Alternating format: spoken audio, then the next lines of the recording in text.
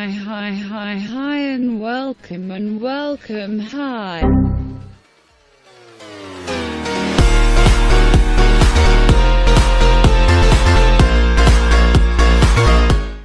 Audio Jungle.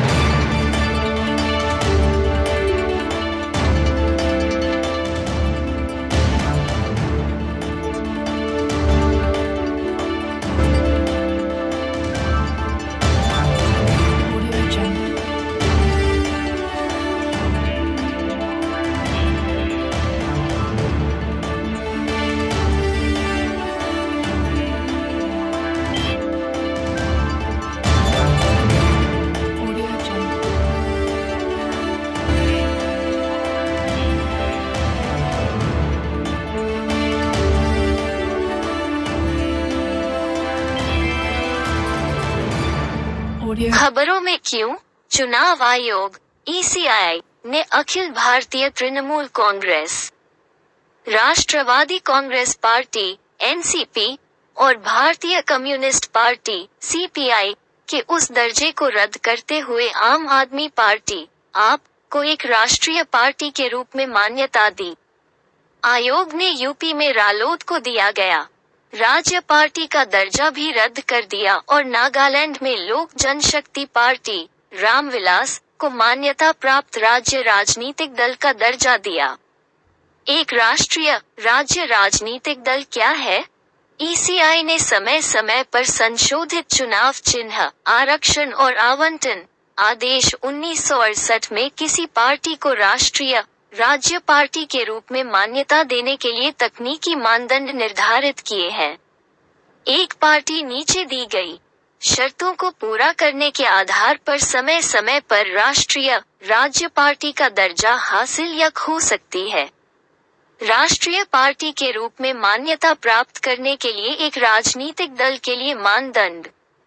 एक राजनीतिक दल को एक राष्ट्रीय दल माना जाएगा यदि वह नीचे दी गई किसी भी शर्त को पूरा करता है, यदि यह एक राज्य पार्टी के रूप में 4 या अधिक राज्यों में मान्यता प्राप्त है, या अगर उसके उम्मीदवारों ने पिछले लोकसभा या विधानसभा चुनावों में किसी भी 4 या अधिक राज्यों में कुल वैध मतों का कम से कम 6% मतदान किया हो और पिछले लोकसभा चुनावों में कम से कम 4 सांसद हों, या अगर उसने कम से कम 3 राज्यों से लोकसभा की कुल सीटों में से कम 2% सीटों पर जीत हासिल की हो।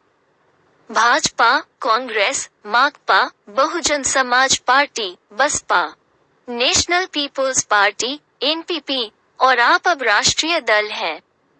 आप पहले मानदंड को पूरा करती है क्योंकि इसे दिल्ली, पंजाब, गोवा और गुजरात में एक राज्य पार्टी के रूप में मान्यता प्राप्त है। एक राज्य पार्टी के रूप में मान्यता प्राप्त करने के लिए एक पार्टी के लिए मानदंड, राज्य पार्टी के रूप में मान्यता प्राप्त करने के लिए एक पार्टी को चाहिए पिछले विधानसभा चुनाव में कम से कम 6% वोट शेयर और कम से कम 2 विधायक हों, या पिछले लोकसभा चुनाव में उस राज्य से 6% वोट शेयर और उस राज्य से कम 1 सांसद हो, या पिछले विधानसभा चुनाव में सीटों की कुल संख्या का कम से कम 3% या 3 सीटें, जो भी अधिक हो, या प्रत्येक 25 सदस्यों के लिए कम से कम 1 सांसद या लोकसभा में राज्य को आवंटित कोई अंश, या राज्य से पिछले विधानसभा चुनाव या लोकसभा चुनाव में कुल वैध मतों का कम से कम 8% होना चाहिए।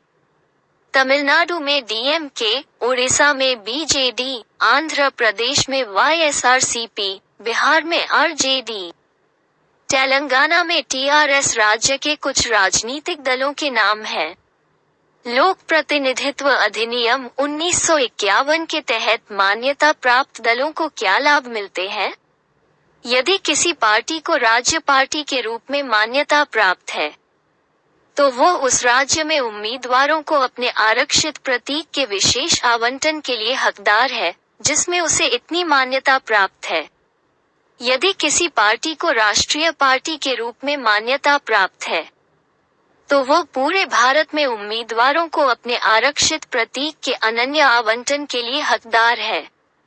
मान्यता प्राप्त राज्य और राष्ट्रीय पार्टियों को नामांकन दाखिल करने के लिए केवल एक प्रस्तावक की आवश्यकता होती है। वे नामावलियों के पुनरीक्षण के समय निर्वाचक नामावली के 2 सेट शुल्क प्राप्त करने के भी हकदार हैं और उनके उम्मीदवारों को आम चुनावों के दौरान निर्वाचक नामावली की एक प्रति शुल्क मिलती है। इसके अलावा उन्हें आम चुनावों के दौरान आकाशवाणी, दूरदर्शन पर प्रसारण टेलीकास्ट की सुविधाएं मिलती है।